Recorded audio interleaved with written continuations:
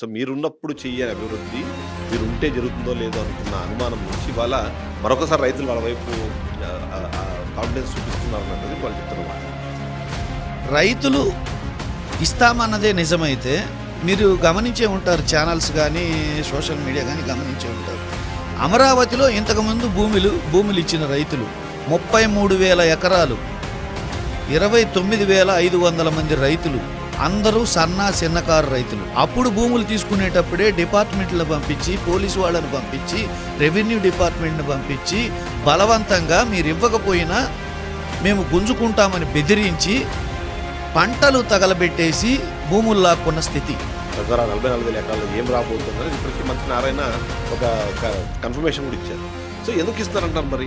ప్రజలు సిద్ధపడుతున్నారన్న మాట శుద్ధ అబద్ధం. ఇప్పుడు భూమి ఇవ్వకపోతే మీ మీద కూడా అలాంటి చర్యలు ఉంటాయని భయపెట్టి గుంజుకోవాలనే ప్రయత్నం.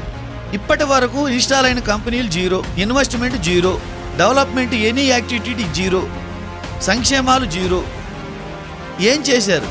ఒక్క ఎఫ్ఐఆర్లు మాత్రం టాప్ లెవెల్లో ఉన్నాయి. ప్రజలకి ఆల్రెడీ నమ్మకం ఎప్పుడో పోయింది. ఎప్పుడు ఎన్నికలు వస్తాయా అని చెప్పేసి ఎదురు చూస్తున్నారు. ఇప్పుడు సామాన్య ప్రజలు కాబట్టి వాళ్ళు ఇప్పుడు ఎన్నికలు వచ్చేంత వరకు వాళ్ళు ఏం చేయలేరు కాబట్టి, వాళ్ళు నోరెత్తితే వాళ్ళ మీద కేసులు పెడుతున్నారు కాబట్టి వాళ్ళు ఎప్పుడు ఎన్నికలు వచ్చేంత వరకు ఎదురు చూస్తారు. ఎప్పుడైతే ఎన్నికల డేట్ ప్రకటిస్తారో ఈ రాష్ట్ర ప్రజలు ఒక ఉప్పెనలా, ఒక సునామీలా ఉద్యమించి తిరగబడతారు.